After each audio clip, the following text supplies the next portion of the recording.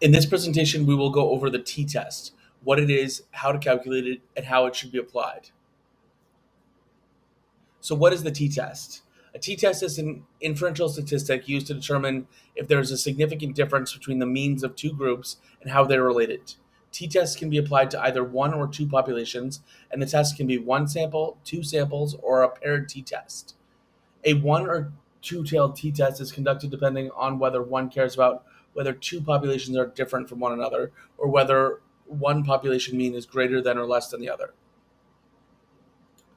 Next, let's look at the assumptions of the t-test. The t-test is a parametric test of difference, meaning that it makes the same assumptions about data as other parametric tests.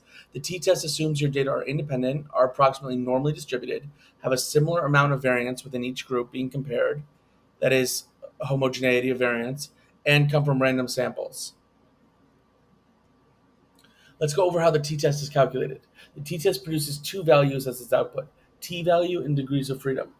Below is the formula that provides the t-value. The t-value or t-score is a ratio of the difference between the mean of the two sample sets and the variation that exists within the sample sets. A larger t-value shows that the difference between the groups is greater than the pooled standard error, indicating a more significant difference between the groups.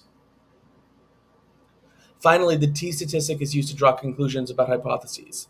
The calculated t-value is compared against the values in a critical value chart to determine whether the t-value is greater than what would be expected by chance. If so, one can reject the null hypothesis and conclude that the two groups are in fact different. Thanks so much. I hope you enjoyed this video, and I'll see you in the next video.